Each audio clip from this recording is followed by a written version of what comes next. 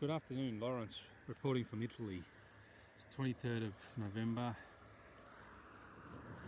Tuesday afternoon, 2021. See in the background, I'm in the fields of the suburb of Belvedere. It's an orchard, we grow fruit. Here in the foreground there's wheat or corn. They'll grow another crop there. It's probably soya, corn, fruit. A bit further on we have Prosecco, there you go. This is classified as a biodiverse farm because they have, I think, more than 3 crops growing in the same area. You see in the foreground there beautiful panorama of the Dolomites, the pre-Dolomites. The bottom of the Dolomites is the Piave River. So I go riding out here every afternoon after work. It's my trusty bike. What's happening in Italy today? Italy, we're having a spike in the inconvenience infections. I can't mention the word. Probably 10, 12,000. In my region, in my province, the Provincia di Treviso, there's about 300. Out in these country areas, wouldn't be so many. When you go in the city centre, that's where people will congregate in bars and what have you. As you can see, we're in autumn. Last 2 days it's been really cloudy.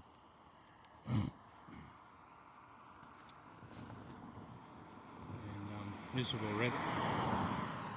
weather. Today it's a lot clearer. So you get a nice panoramic view of the Montello. It's the hill there, and beyond that is the Piave River. Then you got the Prealps. Just keeps getting higher and higher and higher. That direction, heading towards Friuli Venezia Giulia in Slovenia, in another country. Slovenia is on lockdown. That's Slovenia. It's about 3 hours drive from here, 2 hours drive from here. Straight. Austria, they're in lockdown for 20 days. Things are comparatively here pretty good. What are we going to talk about today? Yeah, YouTube channels. Yeah, Russell Brand. I've subscribed to his channel. Pretty cool dude. I used to think he was a clown, because he supported the BBC narrative. But he's more balanced. He does a lot of balanced reporting, and he brings up a lot of issues that concern us today. Why are people leaving ordinary jobs? Low skilled. I mean, I don't think such a thing exists as low skilled. I mean, I did farm work, labouring. You have to have a very dangerous job. Just let this car go by. Low skilled. You need the ability to concentrate, the ability, physical strength, ability to focus. If you don't focus, you get hurt. High level of resistance, because it's hard work, hard on your joints, and the jobs that are functionally necessary. Just let this car go by. Everyone's rushing home to work from work.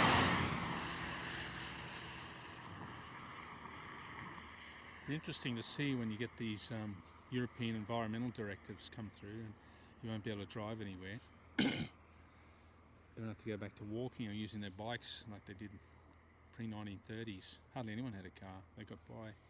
That generation, people 90 years and above, who were born 1930, before 1930, few and far between, were probably the last generation of physically practical, hard people could resist, because they went through war, scarcity. I met one guy, he's passed away. He was 15 at the end of the war. At the end of the war, he had a chicken and 2 eggs between him and his 2 brothers and his mother and father. That's what they had to live on. Whereas people today, they go without a meal, they go in panic mode. I've noticed the generation of people younger than us, 30, 40 and 55, everywhere they go, they have to take their car. And even if they live like 200 metres from the destination. Just passed a massive group of parents.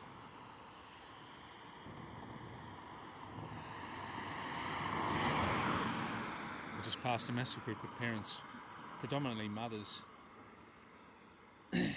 half of which were overweight,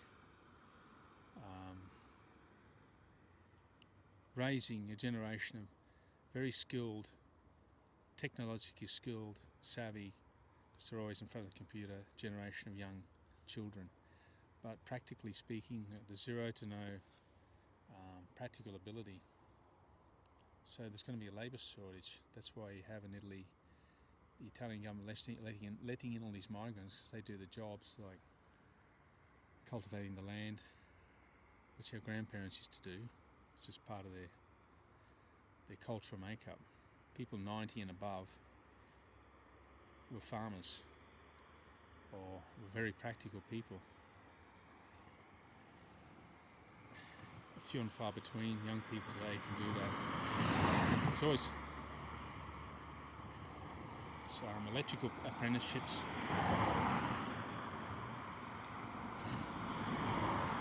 I'm always talking to tradesmen here, and they're always short of electrical apprentices, plumbers, apprenticeships, carpenters, people who fix the roads. Low skilled, you say. They're not low skilled jobs. You have to tear up this road here, which needs to be repaired. You need a lot of organisation. You have to organise the machinery. You have to calculate how much cement you need, how much asphalt, how much sand. You have to organise the labour. And it's a long process. You've got to tear it all up, not just the bitumen. You've got to tear up the bitumen and the sand and resurface it. It's a lot of hard work. Fruit picking, we call that low skilled. Ever tried it? If you're not precise, you get sacked. If you're not fast enough, you get sacked.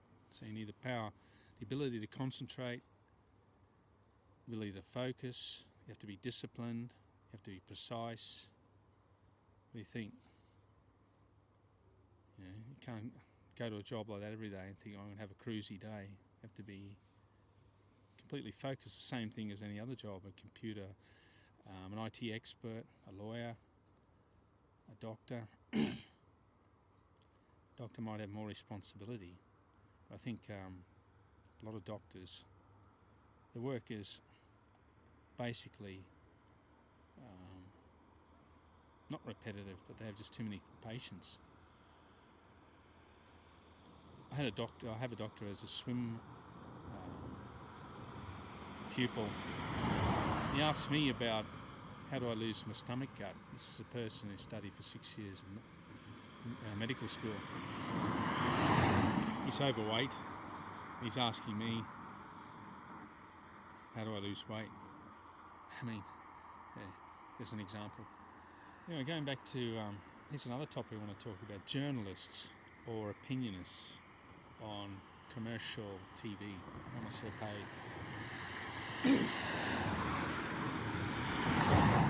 Interesting, in an Italian paper, Il Libero, printed how much the average journalist earns a year, and no one was earning. There was about 20 of them. This is in Italy. You got the three government stations: Rai Uno, Due, Tre. Rai Uno is Fabio Franzi. He gets paid. This is a state-owned television station. Basically, he's just paid to ask people questions. He's doing what I'm doing, journalism, reporting on subjects, topics. They invite people onto the show, list of questions they ask him. He gets paid €2,400,000 a year. So you think of that, I earn $1,200. I'd have to work, I think, 2 lifetimes to earn what he earns in 1 year. These people lecture guests on inequality, disparity of wealth, No one was under 300,000 a year. They lecture with guests, interviewed people on economic injustice. The same with Russell Brand. I mean, he's a multi-millionaire. He does good things. He brings people's awareness to economic inequality. But I see what he's trying to do. I've subscribed to his Facebook because I like a lot of his stuff that he does. But what does he do? He asks questions. He brings up topics like I'm doing now, but more professionally. Because he worked with the BBC, he stuck to their narrative. He set himself up. So his opportunities became exponential.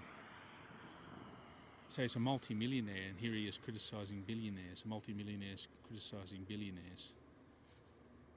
Ricky Gervais, his friend, net worth of 250 million. Joe Rogan, net worth of $250 million. I mean, these like-minded people, I've said before, why can't they develop a platform like Facebook or Meta, now they call it, and go up against these people that they criticise? The Bezoses, the Elon Musks, the what's that guy's name? Microsoft, Bill Gates. Not attacking them, forming an attack individually, but in a group. In Italian, there's a saying: "In unione c'è la forza." In unione c'è la forza means in union there's strength. Why don't they do it? So they always ask you, subscribe to my program, give it a like. I'm trying to develop this. It doesn't really bother me if I don't get to like a lot of these other people want to get to, like Andreas Bull Hansen, Norwegian. He's got nearly 500,000 subscriptions.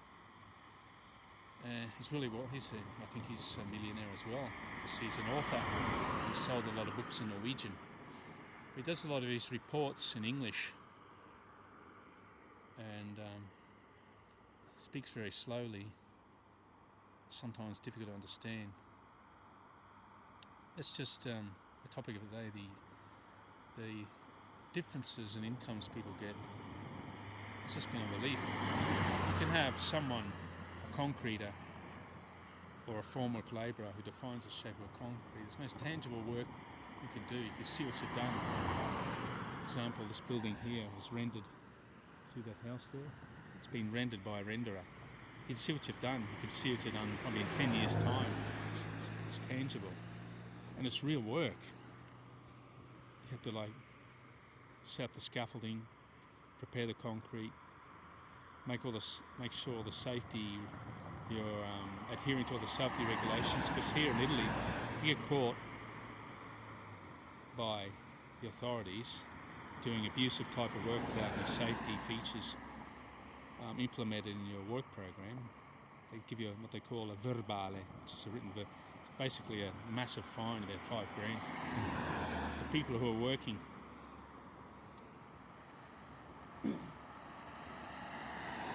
In Italy, most of the construction firms are owned by Italians, but a lot of the workers, the renderers, the bricklayers, the form workers, they call them carpentieri, who define the shape of the concrete slab on each floor, the roof tilers, the plumbers, not the plumbers, electricians are Italians, but the people who do the rendering, concreting, mixing the concrete, doing the floor slabs, the steel fixing, come from Eastern Europe, come from the East. And they complain here about, there's too many migrants, or who's going to do that work?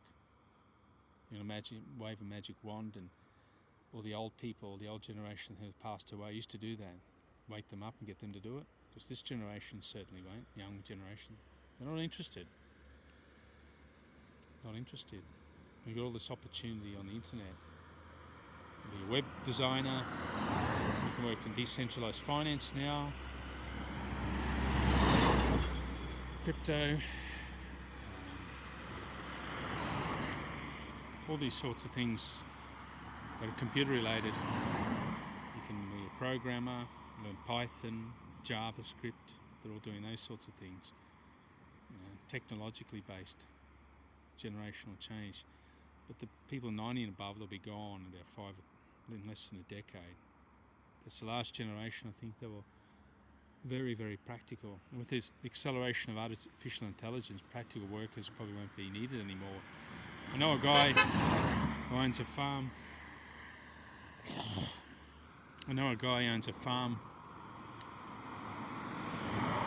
And he used to have pickers, fruit pickers, grape pickers. Now he just has machines. This is the best thing he did. He got rid of all doesn't have to worry about wages, doesn't have to worry about putting aside contributions